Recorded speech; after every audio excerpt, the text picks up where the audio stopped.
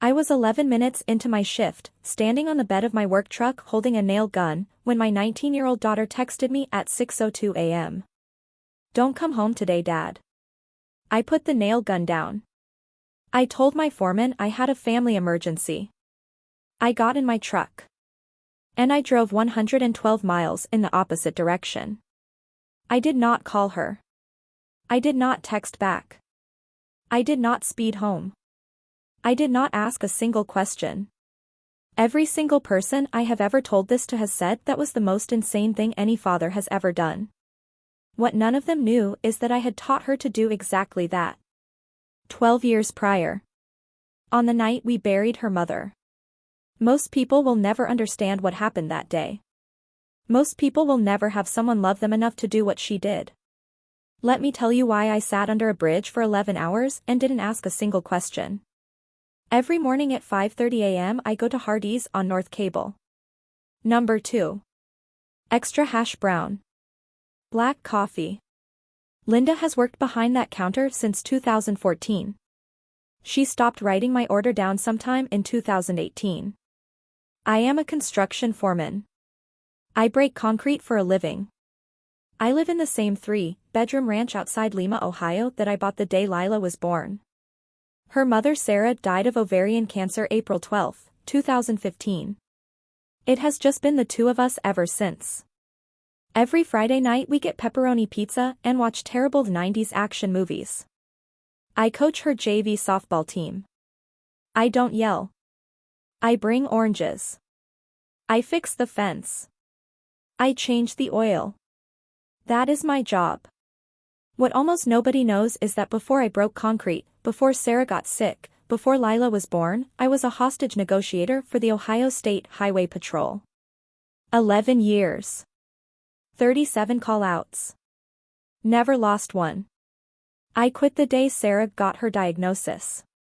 I put my badge, my radio, and my recorder in a metal box. I buried that box under the oak tree in the backyard. I promised her I would never be that man again. The man who could sit perfectly still while someone screamed and cried and threatened to kill everyone. The man who could listen to anything and not react. I would have left that box buried forever. The last thing Sarah ever said to Lila was this: "If you are ever in trouble and there is a wolf in the house, you do not call Daddy and tell him to come running. You send him one text. No words. No explanation. Just, don't come home today. And he will know exactly what to do. And he will not ask you any questions." Ethan showed up in January. He knocked on the door at 7 p.m. Held the door open. Brought me a 6-pack of Busch Light. Called me sir. Fixed the gutter on the garage that I had been putting off for 8 months. Didn't ask. Just did it. He came to every single softball game. Sat on the back of the bleachers in the rain. Never talked. Just watched. He remembered Lila hates pickles. He remembered I take my coffee with no sugar. One night I came home drunk after a friend's funeral and he carried me to the couch and left a glass of water and 2 Advil on the coffee table. He never mentioned it. I liked him. I trusted him. I went to Sarah's grave once and told her I thought Lila had found a good one. 3 months later Lila said, "Dad, can Ethan move in for a couple months?" His mom kicked him out. He has nowhere to go. It made sense. He was a good kid. I said yes.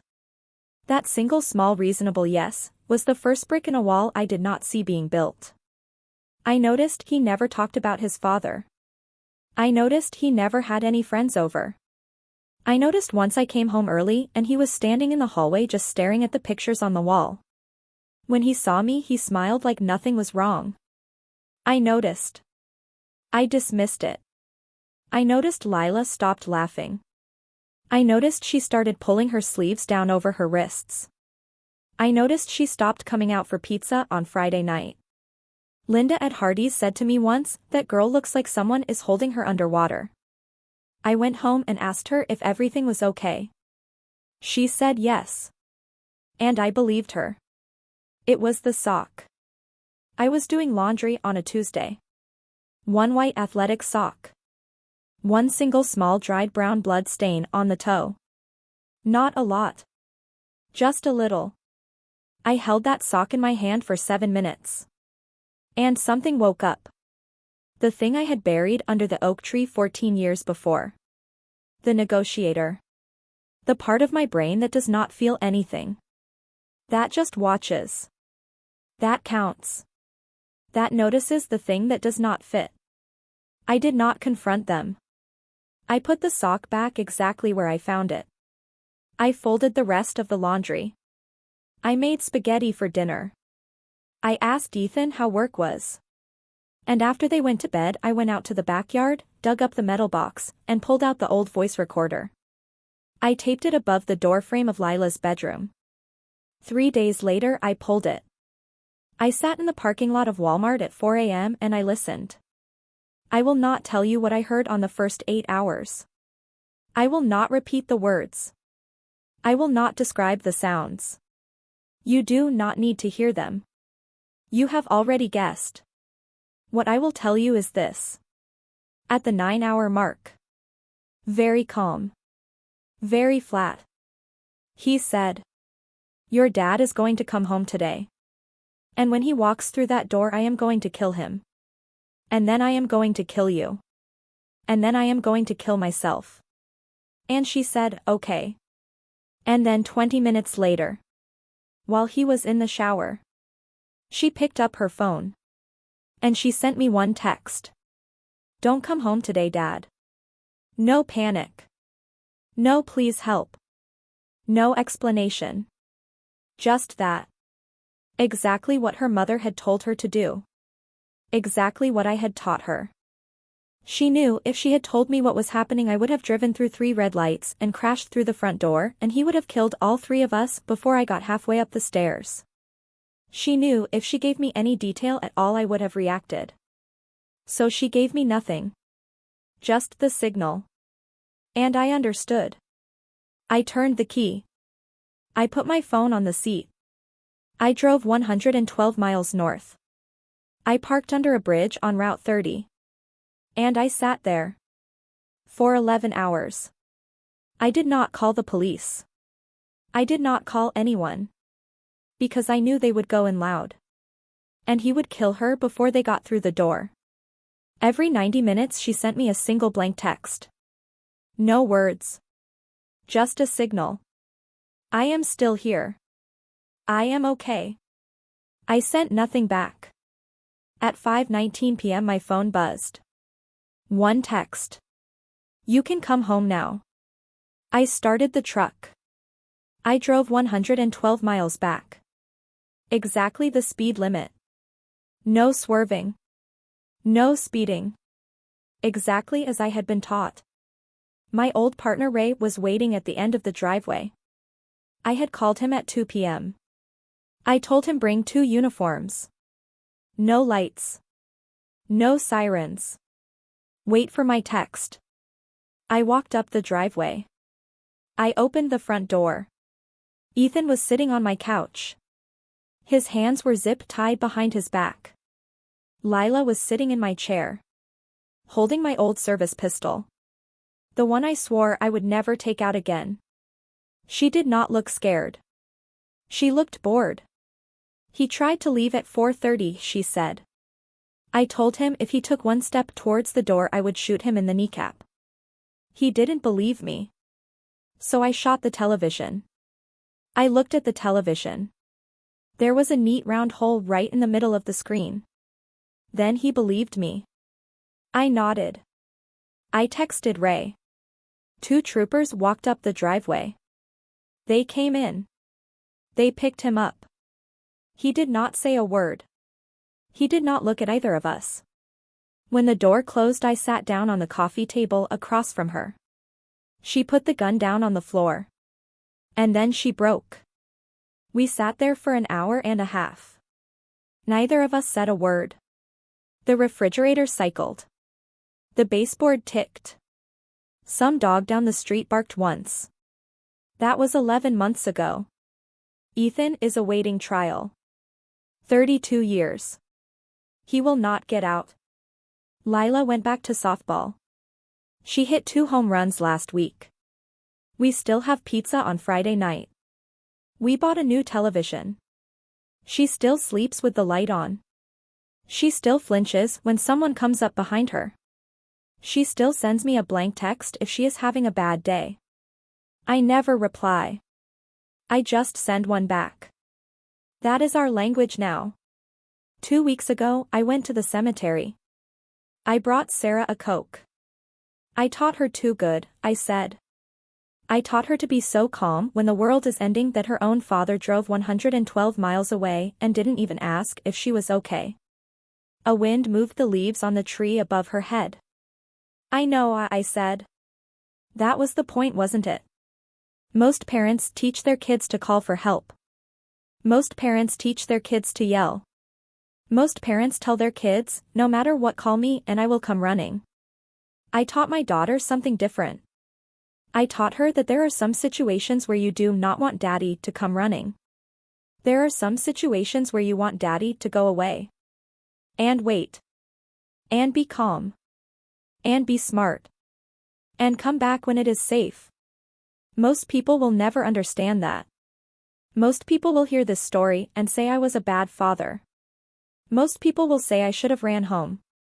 Most people will never understand that love is not always running towards someone. Sometimes love is driving 112 miles in the opposite direction and sitting under a bridge for 11 hours and not asking a single question. Sometimes the greatest thing you can ever do for someone you love is trust them. Last week she turned 20. I asked her what she wanted for her birthday. She said, "Teach me how to negotiate." I did. And every morning now I get up. I go to Hardee's. Linda gives me my number too. Extra hash brown. And I drive home. And before I open the front door I send her one text. It's me. And she sends one back. Come in. The negotiation lessons happen every Friday night after pizza. We sit at the kitchen table with a stack of index cards and a 2-liter of root beer. I do not teach her how to yell. I do not teach her how to fight. I teach her the only thing that has ever mattered. The loudest person in the room has already lost. The first person to raise their voice has already lost. The person who needs to win the most has already lost. Most of the lesson is just sitting in silence. I will set a timer for 2 minutes. We will sit across from each other and say nothing. The first person to speak loses. She beat me the 3rd time we did it. I lasted 1 minute and 47 seconds. She sat there for the full 2 minutes, stirring her root beer with a straw, and smiled at me. I knew then that she was better at this than I ever was.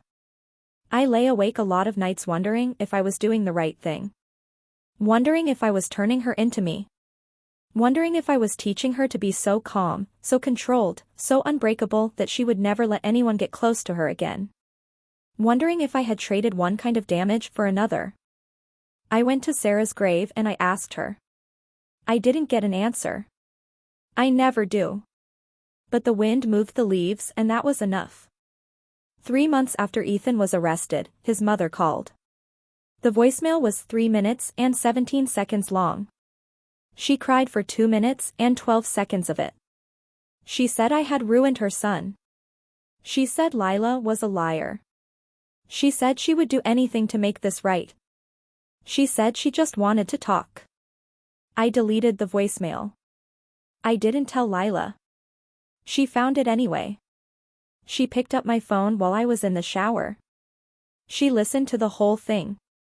When I came out she was sitting on the couch holding the phone. I want to meet her. I said absolutely not. You taught me that the best way to defeat someone is to let them show you who they are. Let me go. Lila, she will try to break you. She will say every single thing she thinks will hurt you the most. She will use every single weakness you ever showed her son. I know. She will tell you that you ruined his life. She will tell you that you led him on. She will tell you that you are just as bad as he is. I know. And you will sit there and you will listen and you will not say a single word. And then you will leave. And you will not feel better. You will feel worse. For a week. For a month. She looked at me. The exact same look Sarah used to give me when I was being an idiot. That's the point, isn't it? We met at the Hardee's on North Cable. The same one I go to every morning. Linda was working the counter. She waved when we walked in. I sat in my truck in the parking lot. I had a clear line of sight to the booth. I told her if she tapped her water glass 3 times, I would be inside in 3 seconds. She told me I wouldn't need to. I watched for 47 minutes. Ethan's mom talked the entire time. She gestured. She cried. She leaned across the table. Lila sat there. She drank a chocolate shake. She stirred it with a straw. She nodded occasionally. She never interrupted. She never argued. She never raised her voice. Once Ethan's mom slammed her fist on the table. Lila didn't even flinch. After 47 minutes, Ethan's mom leaned forward and said the one thing she thought would destroy her. You know he loved you. Lila looked at her. Very calm. Very quiet. I know. That was the worst part. Ethan's mom just deflated. All the anger, all the energy, all the performance just drained out of her.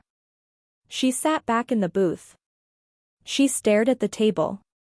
She said nothing else. Lila stood up. She walked out. She got in the truck. She closed the door. Can we get pizza? We drove home in silence.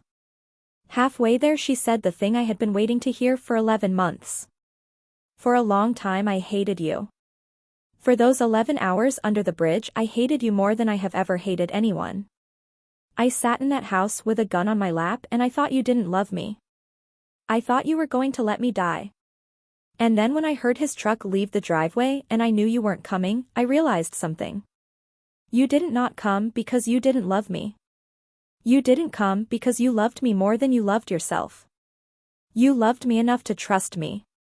Most fathers would have run in and gotten us all killed. You loved me enough to not be that father. My throat closed. Not all the way. Just enough that the next breath had to fight for space. I didn't say anything. I just kept driving. I broke my promise to your mother. I said eventually. I promised her I would never be that man again. The negotiator. The man who can sit and listen to anything and not feel anything. She looked out the window at the cornfields going by. Mom didn't want you to never be that man. She wanted you to only be that man when you had to be. And you had to be. For me. That was the first time either of us had said it out loud. The old television is still in the garage. I tried to throw it away once. She stopped me. She said, it's the first thing I ever won.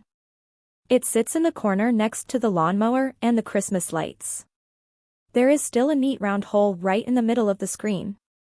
Last week we were sitting on the porch watching the sunset. She said, I will never be the girl I was before. I will never be the girl who laughed at everything and trusted everyone. And for a long time I hated that. I thought he had stolen that from me. But now I think he just gave me something better. He gave me me. The version of me that doesn't break. I thought about that for a long time. Most people go their whole lives never knowing what love really is. They think it's running towards the fire. They think it's shouting and fighting and breaking down doors. They think it's proving how much you care by how much you are willing to destroy. But love is sitting in a truck 112 miles away. Love is listening to someone scream and not reacting. Love is trusting someone enough to let them be braver than you are. Love is knowing that the greatest thing you can ever give someone is the quiet confidence that they can save themselves. I never buried the metal box again. It sits on the top shelf of the closet now. Next to Sarah's old blue sweater. Next to Lila's first softball trophy. It's not a secret anymore. It's not a shame. It's just a tool. And sometimes you need tools. I still go to Hardee's every morning. Linda still doesn't write my order down. Lila still hits home runs. We still watch terrible 90s action movies on Friday nights. And every night before I go to bed I check the locks. And I send her one text. Good night. And she sends one back. Good night.